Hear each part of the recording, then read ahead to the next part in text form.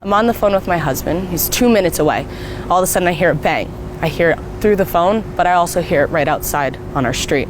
I drop what I'm doing. I run outside. The first thing I see, the car is completely totaled. My husband's car just completely totaled. I get closer to the car. I look inside. He's gone. He's dead. I start freaking out. I don't know what I'm doing. You know, he was the breadwinner of our family. Like I didn't have to work when I was with him. He supported it. I was always taking care of. Our 2 kids were. I start reeling. I wait for the police to get there. They tell me they're gonna take the body to the morgue. That's fine. I decide to take whatever was in his car. There's a phone, there's some sunglasses, some other things. I grab all of that stuff, whatever I could. I go back inside. I start making the phone calls. I'm calling the funeral directors. Finally, I get on the phone with the one where the body is. And he tells me that some other woman came and picked up my husband's body. And he says it was his wife. And I'm like, what are you talking about? I'm his wife. I'm sitting here with 2 kids. I'm sitting here with I don't even know what to do next. So I run down to where it's supposed to be. The funeral director there tells me, no, here's the address of where it was taken. That's where the body is. It's there now. I rush over there. I'm infuriated. I'm so angry that I have to go through this on top of losing my husband. It's just crazy. So I walk in. Immediately, I see a black woman crying, sobbing over my husband, my dead husband that I just found in a totaled car.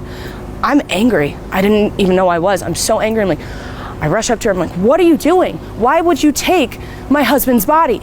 Do you not know what I'm going through? And she starts yelling back at me. And she's like, what are you talking about? I'm his wife. All of it. And I'm like, no, you're not. I am. It's getting tense. We start just going back.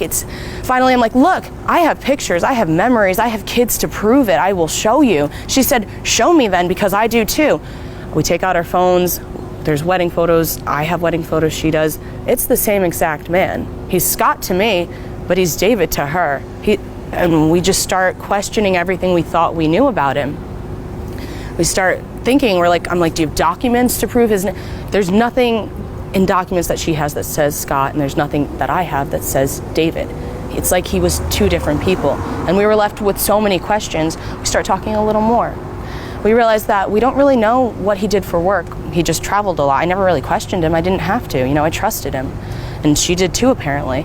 Well, I knew his one office that I knew of was here, like in one spot, and she knew that it was in the other spot. So we decided to go together to both of those locations.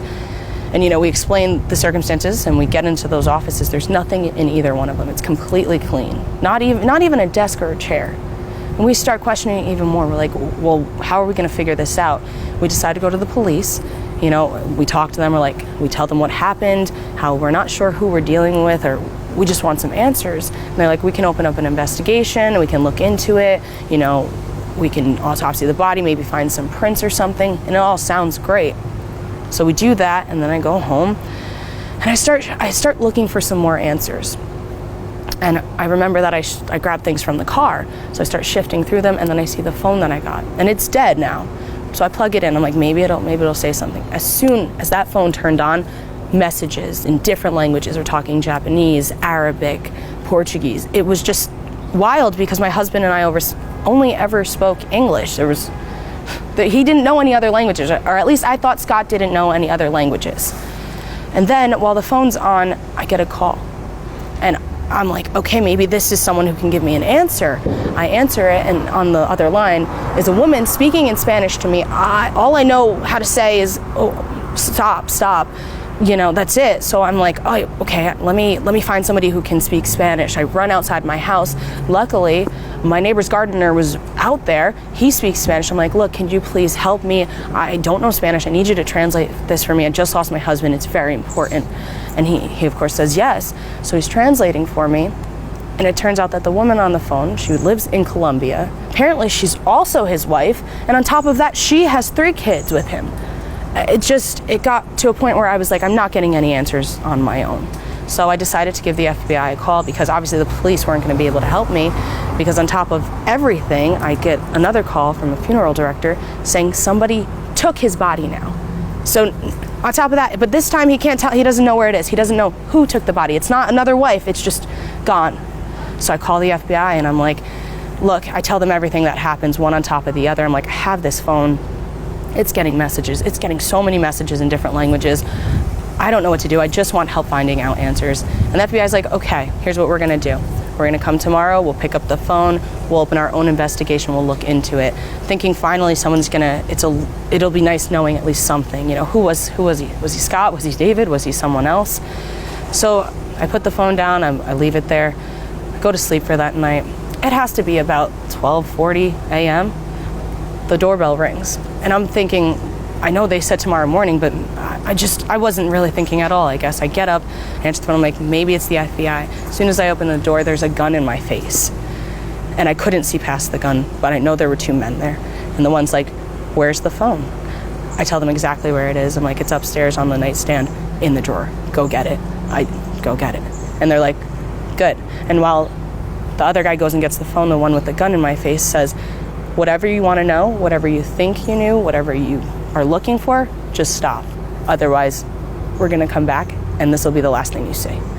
Of course, I say that's not a problem. I don't need any more answers. Whoever Scott was, he's just Scott and he's gone now to me. So I'm reeling. I calm myself down. I go back to sleep. The next day, the real FBI shows up and they're like, oh, where's the phone? I tell them what happens. I said there was two people here, the gun. I don't even remember what they looked like. I couldn't see past the gun because I could only think about what will my two kids do if I'm not here anymore. And they're like, look, all we can really tell you then is that we think your husband was El Porco, which was an international foreign agent and a mercenary. And that's all they could tell me. And they said, you're gonna wanna stop looking for answers now, especially if they came to your house. They know where you live, they know where your kids live. And I said, that's fine, I'll leave it to you guys. With the stress of it, me and Jill, his second wife, ended up bonding over it. We decided to go to church together. And that really saved us. Forming that relationship with her and going to church, it was really helpful. And now we're just one big extended family. We're just support systems for each other, trying to raise each other's families the best we can.